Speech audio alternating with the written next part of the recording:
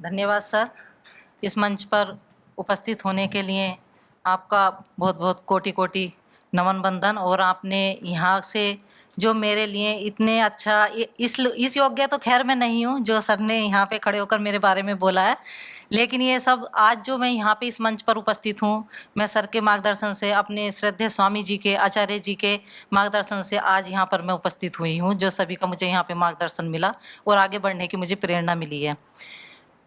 मेरा नाम हितेश चौधरी। पहले तो मैं सबसे नमन बंदन करना चाहूँगी कि आज के इस जैविक सम्मेलन में उपस्थित मुख्य अतिथि सर एवं सभी रेस्पेक्टिव सर और मेरे किसान भाई और बहनों सभी को मेरा नमस्कार। मैं हितेश चौधरी विलेज चकछावी पोस्ट कोटी खिदमतपुर डिस्ट्रिक्ट अमरोहा से हूँ और मैं एक जैविक ट्रेनर भी हूँ। प्रखंड बायो एनर्जी किसान प्रोड्यूसर कंपनी लिमिटेड की मैं एमडी भी हूँ और उत्तर प्रदेश योगासन स्पोर्ट एसोसिएशन से मैं जिला सचिव भी हूँ। और मेरा एक महिलाओं के लिए समूह बना हुआ है, ओजस्विनी महिला स्वयं सहायता समूह, जिसमें हम अलग अलग प्रकार की गन्ने की शील्डिंग भी तैयार करते हैं। ये मैं कार्य करती हूँ और अभी मैं टीचर भी थी, एक इंटर कॉलेज में टीचिंग का भी मैंने कार्य किया है, जो मैंने इसी वर्ष वो अभी छोड़ा है। यहाँ पे मैं बताना चाहूँगी कि महिलाएं वो नारी वो शक्ति है जो नारी चाहे तो बहुत कुछ कर सकती है। बस नारी को अपने अंदर की खोज को जागृत करना है कि वो क्या कर सकती है, कैसे कर सकती हैं।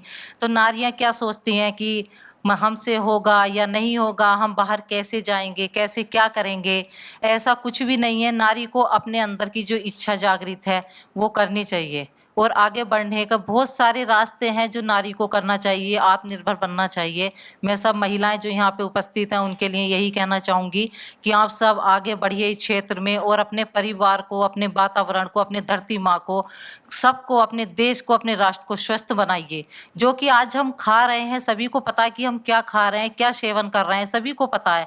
हमारे किसान भाई जो है, खेती तो पहले भी करते थे, लेकिन हमारे किसान भाइयों ने क्या किया कि उस खेती का एक नया रूप चेंज कर दिया, जिसमें हम रसायन का प्रयोग अधिक मात्रा में करने लगे। पहले भी करते थे, वो इन चीज़ों का प्रयोग करते थे, लेकिन उसकी एक क्वांटिटी होती थी। लेकिन अब क्या है कि जैसे अधिक उत्पादन लेने के चक्कर में किसान भाइयों ने ये नहीं सोचा कि यहाँ हमारा क्या नुकसान हो रहा है, क्या नहीं। जैसे कि सर ने अभी बताया, बहुत अच्छा लगा। सर ने जो यहाँ पे खड़े होके वो बता रहे थे जब मैं अंदर आई थी, तो सर का मैं बहुत बहुत धन्यवाद करूँगी। बहुत स्पष्ट रूप से उन्होंने आप सभी को समझाया यहाँ पे खड़े होके। तो सभी देखते हैं हमारी धरती माँ भी दूषित हो रही है, हमारा वातावरण भी दूषित हो रहा है, हमारे बच्चे भी उससे दूषित हो रहे हैं और हमारे घर प्रभाव पे उसका बहुत अधिक प्रभाव पड़ रहा है। तो उसी के बचाव के लिए हमें जैविक खेती, प्राकृतिक खेती को अपनाना चाहिए। ये नहीं कि आप ज़्यादा एरिया में करो, आप थोड़े थोड़े एरिया से करने की शुरुआत करिए। आप उसका रिजल्ट तो देखिए कि उसका रिजल्ट क्या हो रहा है, क्या नहीं है। जब आप दोनों में फ़र्क देखोगे तो आप धीरे-धीरे खुद उसको बढ़ाओगे। तो मैं सभी से आग्रह करना चाहूँगी कि जैविक खेती, प्राकृतिक खेती की तरफ आप सब कदम बढ़ाइए। मैंने जो अपना एफपीओ बनाया सन 2021 में मेरा एफपीओ गठित हुआ है। पहले तो मैंने यहीं से अपने पतंजलि से यहाँ पे ट्रेनिंग ली थी अपनी कि किस प्रकार हम जैविक खेती कर सकते हैं, किस प्रकार हम प्राकृतिक खेती को अपना सकते हैं। तो यहाँ के सर के मार्गदर्शन से हमने यहाँ पे उसका प्रशिक्षण लिया, फिर हमें एक ट्रेनर के रूप में यहाँ पे चयनित किया गया। उसके बाद में हम यहाँ जाने के बाद में अपने घर पर पहुँचे तो मैंने एक महिला, ओजस्विनी महिला स्वयं सहायता समूह बनाया, जिसमें हमारी महिलाएं जो हैं गन्ने की नई-नई प्रजातियों की शील्डिंग तैयार करती हैं, बड़चिप द्वारा, सिंगल बड़चिप द्वारा। वो भी हमारी जैविक तरीके से तैयार होती है। अभी मैंने इस वर्ष अपनी जो उसकी गन्ने की पौध तैयार की थी, तो वो 1.5 लाख के लगभग हमने तैयार की थी सभी प्रजातियों की। और आज आप मेरे खेत पर विजिट करोगे तो गन्ने की भी हमारी 10 वैरायटी हैं जो मैंने तैयार कर चुकी हूँ और मेरे खेत में लगी हुई हैं। दूर दराज से किसान भाई हमसे लेने आते हैं। तो वो भी हमारा जैविक पे ही है कि जैसे कहते हैं किसान भाई कि जैविक में नहीं होगा, उत्पादन घटेगा। हाँ, थोड़ी मुश्किलें होती हैं शुरुआत में, लेकिन जब आप उसकी शुरुआत करोगे, करना शुरू करोगे तो धीरे-धीरे आपका आसान होता चला जाएगा। शुरू में कठिनाई आती है, कोई भी कार्य की हम शुरुआत करते हैं तो कठिनाई आती हैं, समस्याएँ बहुत आती हैं, लेकिन ऐसा नहीं है कि किसी चीज़ का निवारण नहीं है। सब चीज़ का हल है। लेकिन पहले क्या है, हमें खुद करना पड़ेगा, उसका प्रैक्टिकल करना पड़ेगा, तभी हमें पता चलेगा। फिर इसके बाद में जो हमने एफपीओ बनाया अपना सन 2021 में मैंने अपना एफपीओ गठित किया है। एफपीओ के माध्यम से आज मेरे साथ जो है 300 किसान जुड़े हुए हैं, जो मेरी उसमें महिलाएं भी हैं और किसान भाई भी हैं। सब मिलजुल के हम कार्य करते हैं। मैं अपने किसान भाइयों को लेमन ग्रास की खेती, औषधीय सुगंधित खेती पर मेरा एफपीओ बना हुआ है, जिसमें मैं अपनी लेमन ग्रास की खेती कराती हूँ, गुलाब की खेती कराती हूँ, गेंदे की खेती कराती हूँ, नई-नई प्रकार की खेती मैं उन्हें अपने किसान भाइयों को कराती हूँ। और 175 हेक्टेयर में मैंने लेमन ग्रास की खेती अपने किसान भाइयों को करा चुकी हूँ मैं। जो मेरी अभी तक मेरे किसान भाई कर रहे हैं, उनकी जो जैसे किसान भाई कहते हैं कि एफपीओ, पहले तो मैं बताऊँ कि एफपीओ है क्या? सभी सोचते हैं कि भई एफपीओ है क्या ये? इस पे हम कैसे काम कर सकते हैं? तो एफपीओ एक किसान उत्पादक संगठन है। जैसे कोई भी किसान हमसे जुड़ते हैं, उसमें किसान का शेयर रहता है, वो धारक बनते हैं उसका। फिर वो सोचते हैं कि भई हमें मार्केटिंग, हम खेती करना तो चाहते हैं कि नई खेती हम करें, लेकिन उसकी मार्केटिंग कैसे मिलेगी? कहाँ मिलेगी? तो वो एफपीओ की, जो एफपीओ आपको उगवाएगा, जो एफपीओ आपको कराएगा, उसकी जो मार्केटिंग होती है, वो सीधी एफपीओ के पास होती है। आपको कहीं नहीं जाना, आपको एफपीओ से जुड़ना है और एफपीओ के माध्यम से आपका जो उत्पादन है, वो एफपीओ खरीदेगा उसको। उसी से हम जैसे अपने किसान भाइयों का तेल लेते हैं, लेमन ग्रास लेते हैं, जो किसान भाइयों की इच्छा होती है उसी पे हम कार्य करते हैं। कुछ कहते हैं कि भई हमारा पौधा ले लीजिए, तो हम उसकी कटाई करते हैं, अपने आप तेल निकलवाते हैं, उसकी प्रोसेसिंग जो है हम खुद करते हैं। कुछ किसान भाई हमें उसका तेल निकलवा कर देते हैं, तो हम तेल भी लेते हैं। लेमन ग्रास से मैंने अपना सैनिटाइज़र बनाया हुआ है, लेमन ग्रास सैनिटाइज़र है, लेमन ग्रास फिनाइल है, लेमन ग्रास का औषधीय चूर्ण बना हुआ है, और उसी के साथ-साथ मैंने अपना लेमन ऑयल भी है और लेमन ग्रास टी भी मैंने बनाई हुई है। मेरी बाहर स्टॉल लगी हुई है, तो उसपे सारे प्रोडक्ट रखे हुए हैं, जो मैं अपनी खेती किसान भाइयों को करा रही हूँ। इसी के साथ में मैंने अपना जो है गेहूँ है, गेहूँ पर भी कार्य किया। उसमें मैं अपनी जो काला गेहूँ है, लाल गेहूँ है, हरा गेहूँ है, छिलका रहित जौ है, ये जो है ये भी मैंने अपने एक ही खेत में, 1 एकड़ के खेत में मैंने ये सारी गेहूँ ली, और जो भी उसी के बीच में लिया, उसके साथ में हमने सरसों भी ली। हम मल्टी क्रॉपिंग करते हैं, ताकि हमारा जो जैसे अपनी किसान की आय कैसे दोगुना हो। तो ये अगर हम सिंगल खेती ही करते रहेंगे, अपने खेत में गन्ना है, गन्ना हम लगाते ही चले जाएँगे, तो क्या है, हमारी धरती माँ हम ही हैं, हम कोई एक भोजन, हम दाल रोज़ दाल खाते रहें। क्या हम पसंद करेंगे डेली दाल खाना? बताइए आप सभी। अलग चाहेंगे ना कि आज हमने दाल खाई है, कल हम कुछ खाएँ। तो हमारी धरती माँ की भी यही है कि वो ये नहीं चाहेंगी कि हमें रोज़ एक ही चीज़ मिले। तो उसे अदल-बदल के, उस खेत में आप अदल-बदल के करो कि हमारे खेत को फास्फोरस भी मिलता रहे और पोटास भी मिलता रहे और नाइट्रोजन भी मिलता रहे। अगर हम एक ही चीज़ करेंगे, तो हमारी धरती माँ में जो है बहुत सारी कमियाँ हैं जो आजकल हो रही हैं, जो हमें उत्पादन दे रही हैं, जिससे आज हम जीवित हैं। सब कुछ हमारा धरती माँ से है। जब हम उसी को नष्ट कर देंगे, तो हमारे पास कुछ नहीं बचेगा। वैसे हम धरती माँ कहते हैं, और धरती माँ को ही हम धीरे-धीरे नष्ट कर रहे हैं। तो उससे हमने जो छिलका रहित जो है, उससे हमने अपना दलिया बनाया हुआ है, उससे हमने आटा बनाया हुआ है, उससे हमने अपना सत्तू बनाया है, उससे हमने अपने प्रोडक्ट तैयार किए हैं। और जैसे काला गेहूँ है, काले गेहूँ से हमने लड्डू बनाए थे अभी हमने, और उससे अपना आटा भी जो है आटा तैयार करते हैं। इसी के साथ-साथ में जो हमारा, जो मैं अब च्यवनप्राश है, अपना मैं च्यवनप्राश ही बनाती हूँ, तो आमले की खेती मैंने अपने किसान भाई को करा रखी है। सभी किसान भाई आइए, उधर देखिए, विज़िट भी करिए, तो उसी से हम अपना च्यवनप्राश करते हैं। च्यवनप्राश तैयार किया है हमने, जो अपना फिर हल्दी है, हमने सुगंधा हल्दी ली है, काली हल्दी ली है, और हल्दी के नीचे जैसे अभी मेरे से किसान भाई वहाँ मालूम कर रहे थे कि भई हल्दी हम भी लगाते हैं, लेकिन जो काली हल्दी में नीचे कंदमूल होता है ना, कि इसका क्या करते हैं, हम तो खेत में ही जो है उसे डाल देते हैं और उसे जुताई कर देते हैं उसके साथ में, क्योंकि उसका कोई उपयोग नहीं होता है।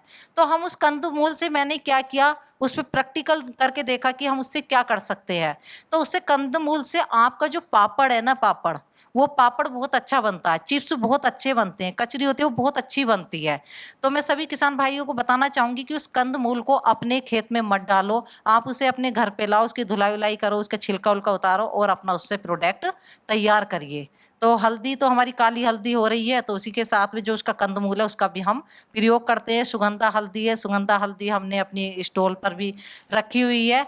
काफ़ी प्रकार की चीज़ें हैं जो हमारी स्टॉल पे रखी हैं, अचार वगैरह है, ये सब मैं खुद प्रोडक्ट तैयार करती हूँ और किसान भाइयों से उनसे कच्चा माल खरीदती हूँ।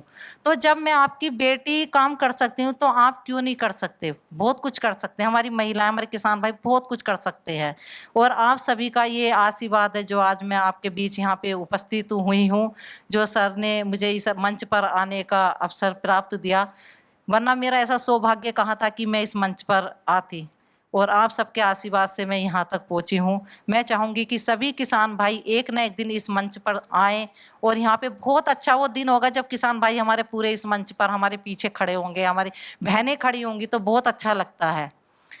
आप हमारी स्टॉल पर देखिए, वहाँ पे सभी प्रकार के सब सामान रखे हुए हैं।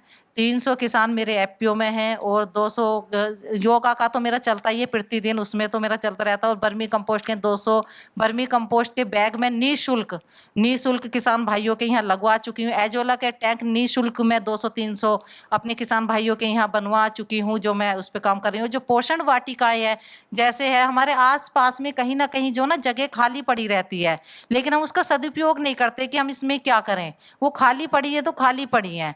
भाई आप अपने खेत में सब्जी उगा रहे हो, मैं खुद देखती हूँ, मैं फील्ड में जाती हूँ तो हमारे पास में अमरोहा है, कलेक्टेड के पास में गोभी होती है। कोई भी किसान भाई आके देख सकते हैं, खूब गोभी की बेल्ट है, सब्जियों की बेल्ट है, बहुत काफी बड़ी मात्रा में है। एक दिन उन्होंने भाई जी ने जो है पत्तों के चट्टे लगा रखे थे उसके गोभी के। मैंने कहा भाई जी आपने ये क्यों यहाँ पे इकट्ठा कर रखे हैं, आप अपने पशुओं को खिला दो उन्हें। तो वो बोले कि बहन जी हम इन्हें पशुओं को नहीं खिला सकते। मैंने कहा क्यों नहीं खिला सकते? क्योंकि इसमें हमने रसायन लगा हुआ है, हमने दवाइयाँ लगा रखी हैं और वो दवाइयाँ जो है हानिकारक है पशुओं के लिए। तो आप ये देखिए, जब वो पशु नहीं खा सकते, उसको कोई नहीं खा सकता, उसको मानव खा रहे हैं, हम खा रहे हैं उसको, तो वो गलत है या सही है? तो इसीलिए मैंने पोषण वाटिकाएं बनवानी शुरू करी कि आप बाजार की सब्जी ना लो, अपने घर पे कहीं ना कहीं आपका थोड़ा बहुत एरिया है या आपकी अपनी जमीन है, उस पे 1 बीघा ना आधी बिसा हो या 1 बिसा हो, जितना भी हो, या आपके घर आस पड़ोस में कहीं भी जमीन खाली पड़ी है तो उस पे अपनी सब्जी लगाइए। भाई मूली है, सलजम है, पालक है, धनिया है, गाजर है, ये सब चीज हो जाती है, अपने घर में ही होती हैं। और आप मेरी वीडियो भी यूट्यूब वगैरह पे मेरे चैनल बने हुए हैं, उसमें मेरी वीडियो वगैरह डलती हैं। फेसबुक है मेरा, फेसबुक पे मेरी वीडियो डेली के डेली अपडेट होती हैं, तो आप सब उस पर देख सकते हैं, हितेश चौधरी के नाम से। तो ये हम अपनी सब्जी क्यों नहीं उगा सकते? जो सब्जी हम बाजार से लेके आ रहे हैं वो कहाँ से गई है? किसान के यहीं से तो जा रही है, और हम बाजार से उसे लेके आ रहे हैं। हमने 10 रुपए किलो की वहां बेची है, 20 रुपए किलो की हम अपने घर पे लेके आ रहे हैं। तो ये बताइए, वहां पे किसान की बचत हुई, आय बढ़ी या घटी? माँ घटी ना। तो अपने घर पे सब्जी उगाइए, पोषण वाटिकाएं बनवाइए। महिलाएं हैं यहाँ पे, काफी महिलाएं उपस्थित हैं, तो आज अब साफ शपथ लीजिए मेरे साथ साथ में कि हम अपने घर पे जाएंगे और पोषण वाटिकाएं बनवाएंगे, ताकि हम घर घर में अपने बच्चों को तो भोजन, शुद्ध भोजन दें, अपने आस पड़ोसियों को भी दें। पोषण वाटिका छोटा सा एरिया भी है ना, मैं बताऊँ मेरे घर में जो पोषण वाटिकाएं बनी है, जो गांव में बनी हुई है, एक दूसरे के यहीं से सब्जी ले जाती हैं कि आपके यहाँ पालक है, आज हमें पालक दे दो। दूसरे के यहाँ धनिया, कि भाई आपके यहाँ धनिया है तो हमें धनिया दे दो। तो क्यों हम ऐसे नहीं कर सकते, बताइए आप? तो ये पोषण वाटिकाएं भी मैं बनवा रही हूँ, जो मैंने 300-400 पोषण वाटिकाएं अपने यहाँ क्षेत्र में बनवा चुकी हूँ। बिजनौर डिस्ट्रिक्ट में बनवा चुकी हूँ, मुरादाबाद डिस्ट्रिक्ट में बनवा चुकी हूँ, और अमरोहा डिस्ट्रिक्ट में तो मेरा कोई भी गांव ऐसा नहीं है जहाँ मैं नहीं बनवाई है मैंने। और निःशुल्क वितरण करती हूँ मैं बीज उनको, 14-14 प्रकार के, 8-8 प्रकार के सब्जियों के बीज निःशुल्क। बस एक उनसे ये मेरा आग्रह रहता है कि अगर मैं आपको बीज दे रही हूँ तो आपको इसकी बुआई करनी है, और मैं देखने जरूर आऊँगी। तो फिर मैं उनकी वीडियो भी बनाती हूँ, बुआई के समय उनकी बुआई भी कराती हूँ। जब उनके समय होता है मैं उनसे मालूम कर लेती हूँ कि आज मैं आपको ये बीज दे रही हूँ, आपके यहाँ मैं कल लाऊं या परसों है। वो मुझे समय दे देते हैं कि आप कल आ जाइए, तो उनकी मैं खुद बुआई कराने जाती हूँ। जब उनका पोषण वाटिका पूरी तैयार हो जाती है तो उसकी मैं फिर वीडियो भी बनाती हूँ, पता चले कि हम बीज दिया भी उन्होंने तैयार नहीं की। तो ये मेरे कार्य चल रहे हैं अपने क्षेत्र में जो मैं कर रही हूँ। तो कहने को तो बहुत कुछ है, लेकिन समय इतना नहीं होता है। तो मैं सभी से अनुरोध करना चाहूँगी कि यहाँ पे जो किसान भाई हैं कि वो अपना एफपीओ बनाएं, अपना जो है अपना खुद का प्रोसेसिंग करें, उसको मार्केट में खुद उतारें, जिससे किसान की आय बढ़े, और जैविक खेती और प्राकृतिक खेती की तरफ अपने कदम बढ़ाइए। और मैं सर को और यहाँ की अपनी पतंजलि की पूरी टीम को और अपने श्रद्धेय स्वामी जी को, आचार्य जी को और रेस्पेक्टेड सर को, और जिनके मार्गदर्शन हमने ट्रेनिंग ली, पवन सर को, विवेक सर को, सभी का मैं कोटि कोटि नमन बंदन करना चाहूँगी, हृदय से धन्यवाद करना चाहूँगी, जिनके मार्गदर्शन से आज मैं यहाँ तक पहुँची हूँ और अपने किसान भाइयों को शुद्ध भोजन दे पा रहे हैं, हमारा अपने राष्ट्र को जो स्वस्थ बना रहे हैं और अपने देश को स्वस्थ बना रहे हैं। तो मैं उनको हाथ जोड़ के कोटि कोटि नमन बंदन करती हूँ, धन्यवाद करती हूँ। अगर इस मंच से मेरे से कोई त्रुटि हुई हो तो उसके लिए मैं आपसे क्षमा याचना मांगती हूँ। धन्यवाद, नमस्कार।